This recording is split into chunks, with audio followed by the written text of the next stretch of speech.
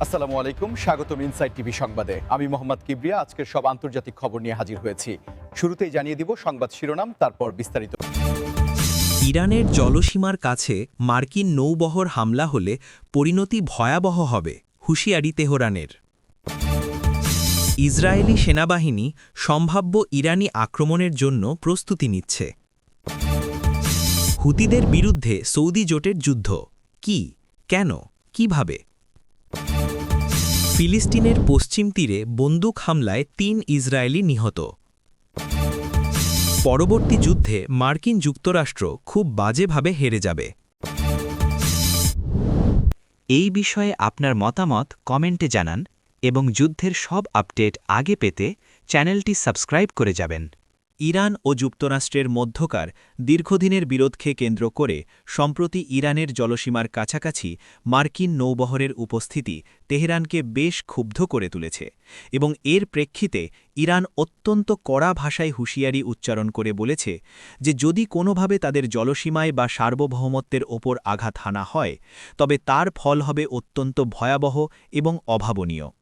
আপনারা জানেন যে পারস্য উপসাগর এবং হরমুজ প্রণালী বিশ্বের জ্বালানি সরবরাহের জন্য কতটা গুরুত্বপূর্ণ একটি পথ, এবং এই অঞ্চলেই এখন পরাশক্তিগুলোর রণসজ্জা দেখা যাচ্ছে। ইরান স্পষ্ট করে জানিয়ে দিয়েছে তারা যুদ্ধের সূচনা করতে চায় না ঠিকই, কিন্তু তাদের আত্মরক্ষার সক্ষমতা নিয়ে যেন কেউ সন্দেহ না করে।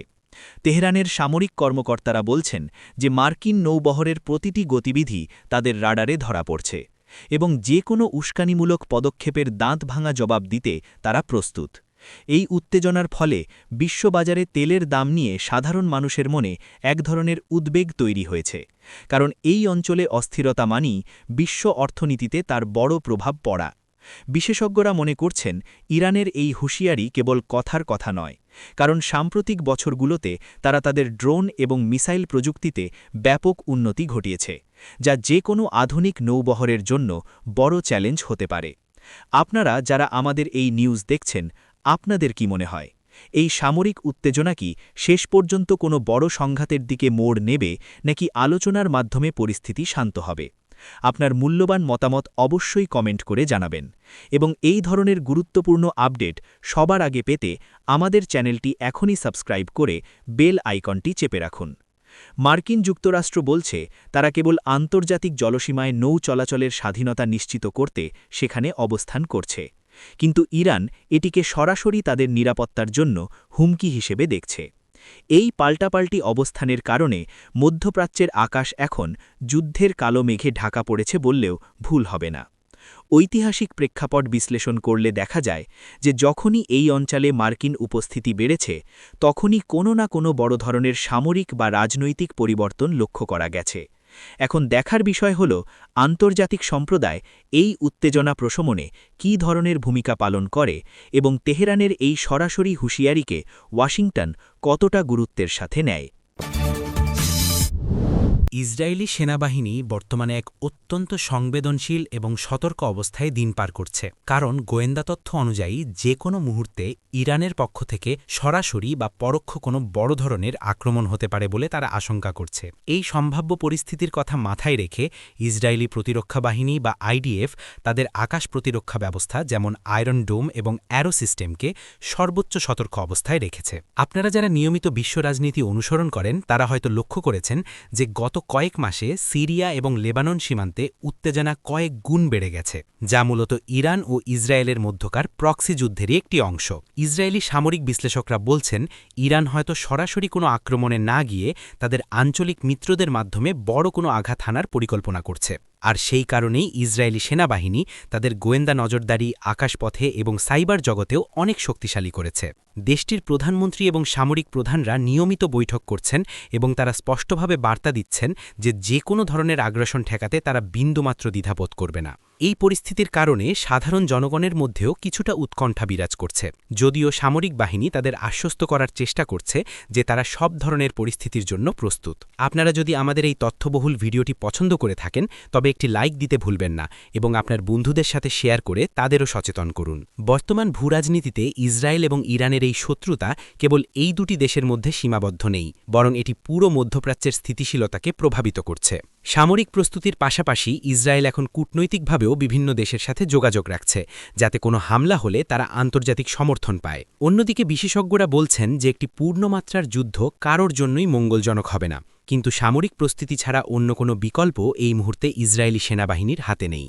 ড্রোনের ব্যবহার এবং নিখুঁত লক্ষ্যভেদী মিসাইলের যুগে একটি ছোট্ট ভুলও বড় কোনো বিপর্যয় ডেকে আনতে পারে। ইসরায়েলি ডিফেন্স ফোর্স এখন তাদের রিজার্ভ সেনাদেরও তলব করার কথা ভাবছে এবং সীমান্ত এলাকায় টহল জোরদার করা হয়েছে। এই যে যুদ্ধের ডামাডোল, এটি বিশ্বজুড়ে সাধারণ মানুষের মনে এক ধরনের আতঙ্কের সৃষ্টি করেছে, কারণ এর প্রভাব কেবল ভূখণ্ডে নয়, বরং পুরো বৈশ্বিক বাজার ব্যবস্থায় পড়তে বাধ্য। ইয়েমেনের হুতি বিদ্রোহীদের বিরুদ্ধে সৌদি আরবের নেতৃত্বাধীন জোটের যে দীর্ঘমেয়াদী যুদ্ধ চলছে, তার নেপথ্যে রয়েছে জটিল রাজনৈতিক এবং ধর্মীয় সমীকরণ, যা অনেকের কাছেই পরিষ্কার নয়। মূলত ২০১৫ সালে যখন হুতিরা ইয়েমেনের রাজধানী সানা দখল করে নেয় এবং প্রেসিডেন্ট হাদিকে ক্ষমতাচ্যুত করার উপক্রম করে, তখনই সৌদি আরব এবং তার মিত্ররা সামরিক হস্তক্ষেপ শুরু করে। সৌদি আরবের প্রধান উদ্দেশ্য ছিল তাদের প্রতিবেশী দেশে একটি ইরানপন্থী সরকারের উত্থান ঠেকানো, কারণ তারা মনে করে হুতিদের পেছনে সরাসরি তেহরানের সমর্থন ও মদত রয়েছে। এই যুদ্ধ কেন শুরু হলো তার গভীরে গেলে দেখা যায়, এটি কেবল একটি গৃহযুদ্ধ নয়, বরং এটি আঞ্চলিক আধিপত্য বিস্তারের একটি বড় লড়াই। দীর্ঘ প্রায় ১ দশকের এই যুদ্ধে ইয়েমেনের সাধারণ মানুষ চরম মানবিক সংকটের মুখে পড়েছে, যাকে জাতিসংঘ বিশ্বের অন্যতম ভয়াবহ মানবিক বিপর্যয় হিসেবে আখ্যা দিয়েছে। হুতিরা কেবল ইয়েমেনের ভেতরেই সীমাবদ্ধ নেই, তারা নিয়মিত সৌদি আরবের তেল স্থাপনা এবং বিভিন্ন গুরুত্বপূর্ণ শহরে ড্রোন ও মিসাইল হামলা চালিয়েছে, যা এই যুদ্ধকে আরও ভয়াবহ করে তুলেছে। কিভাবে এই যুদ্ধের সমাধান সম্ভব তা নিয়ে আন্তর্জাতিক পর্যায়ে অনেকবার আলোচনা হয়েছে, কিন্তু এখন পর্যন্ত স্থায়ী কোনো শান্তি চুক্তি আলোর মুখ দেখেনি। সৌদি জোটের দাবি হল হুতিদের অস্ত্র সমর্পণ করে বৈধ সরকারের কাছে ক্ষমতা ফিরিয়ে দিতে হবে, কিন্তু হুতিরা বলছে তারা তাদের অধিকার এবং সার্বভৌমত্বের জন্য লড়াই চালিয়ে যাবে। আপনারা এই যুদ্ধের ভয়াবহতা সম্পর্কে কি ভাবছেন? ইয়েমেনে কি কখনো শান্তি ফিরবে? আপনাদের মতামত আমাদের কমেন্টে লিখুন এবং আমাদের কাজকে সাপোর্ট করতে চ্যানেলটি সাবস্ক্রাইব করে রাখুন। সাম্প্রতিক সময়ে সৌদি আরব এবং ইরানের মধ্যে কূটনৈতিক সম্পর্ক পুনরায় স্থাপনের একটি উদ্যোগ দেখা গেছে, যা ইয়েমেন যুদ্ধের সমাপ্তির ক্ষেত্রে একটি ক্ষীণ আশার আলো দেখাচ্ছে। তবে মাঠ পর্যায়ে লড়াই এখনও থেমে নেই এবং লোহিত সাগরে হুতিদের বাণিজ্যিক জাহাজে হামলার ঘটনা পুরো পরিস্থিতিকে আরও জটিল করে তুলেছে। বৈশ্বিক বাণিজ্যের একটি বড় অংশ এই পথ দিয়ে যাতায়াত করে, তাই ইয়েমেন যুদ্ধ এখন আর কেবল একটি আঞ্চলিক সমস্যা নয়, এটি একটি আন্তর্জাতিক সংকটে পরিণত হয়েছে। অর্থনৈতিক এবং মানবিক উভয় দিক থেকেই এই যুদ্ধ বন্ধ হওয়া এখন সময়ের দাবি, কিন্তু ক্ষমতার লড়াইয়ে সাধারণ মানুষের হাহাকার যেন কোনোভাবেই থামছে না। ফিলিস্তিনের অধিকৃত পশ্চিম তীরে সম্প্রতি একটি বড় ধরনের বন্দুক হামলার ঘটনা ঘটেছে, যেখানে অন্তত ৩ জন ইসরায়েলি নাগরিক নিহত হয়েছেন বলে খবর পাওয়া গেছে। এই ঘটনাটি এমন এক সময়ে ঘটল যখন গাজা উপত্যকায় উত্তেজনা চরমে এবং পশ্চিম তীরেও গত কয়েক মাস ধরে ইসরায়েলি বাহিনী এবং ফিলিস্তিনি সশস্ত্র গোষ্ঠীদের মধ্যে সংঘর্ষ বেড়েই চলেছে। প্রত্যক্ষদর্শীদের মতে একটি চেক পয়েন্টের কাছে এই হামলার ঘটনা ঘটে এবং হামলাকারীরা অতর্কিতভাবে গুলি চালিয়ে সেখান থেকে দ্রুত সটকে পড়ার চেষ্টা করে। ইসরায়েলি নিরাপত্তা বাহিনী তাৎক্ষণিকভাবে পুরো এলাকা ঘিরে ফেলে এবং চিরুনি অভিযান শুরু করে যাতে অপরাধীদের দ্রুত ধরা যায়। এই ধরনের ঘটনা পশ্চিম তীরের সংঘাতকে আরও উস্কে দিচ্ছে এবং উভয় পক্ষের সাধারণ মানুষের মধ্যে নিরাপত্তাহীনতা বাড়িয়ে দিচ্ছে। আপনারা জানেন যে পশ্চিম তীরে ইসরায়েলি বসতি স্থাপন এবং ফিলিস্তিনিদের উচ্ছেদের বিষয়টি দীর্ঘদিনের একটি বিতর্কিত ও স্পর্শকাতর ইস্যু, যা বারবার রক্তক্ষয়ী সংঘর্ষের জন্ম দিচ্ছে। ফিলিস্তিনি গোষ্ঠীগুলো এই হামলাকে তাদের ওপর চলা নিপীড়নের প্রতিবাদ হিসাবে দাবি করছে।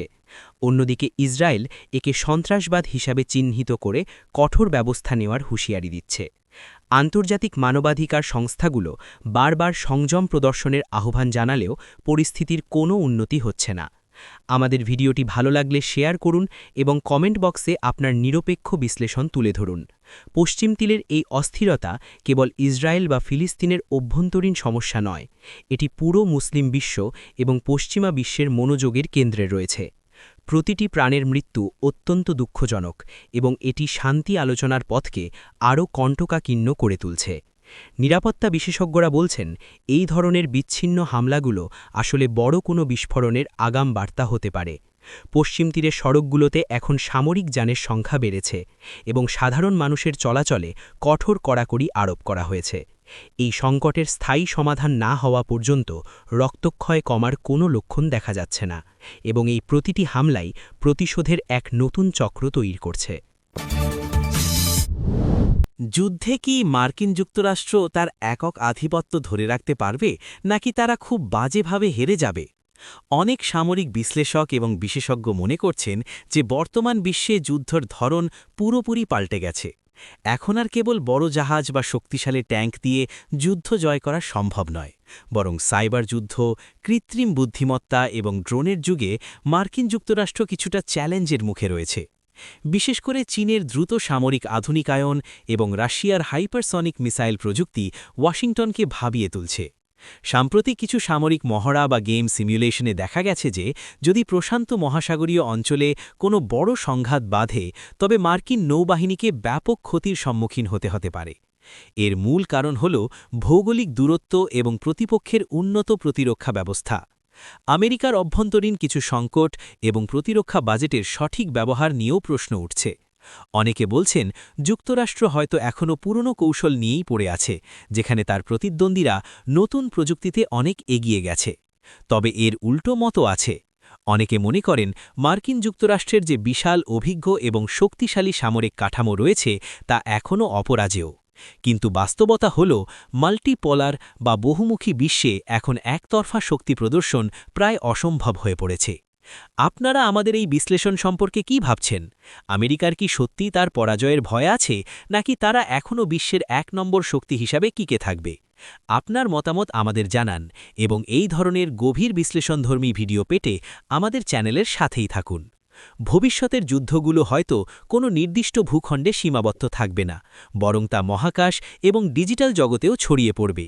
মার্কিন যুক্তরাষ্ট্র যদি সময়মতো তাদের কৌশলে আমূল পরিবর্তন না আনে, তবে ঐতিহাসিকভাবে শক্তিশালী দেশগুলোর পতনের মতো পরিস্থিতি তাদের ক্ষেত্রেও অসম্ভব কিছু নয়। তথ্য এবং প্রযুক্তির এই যুদ্ধে যারা সঠিক সময়ে সিদ্ধান্ত নিতে পারবে, তারাই জয়ী হবে।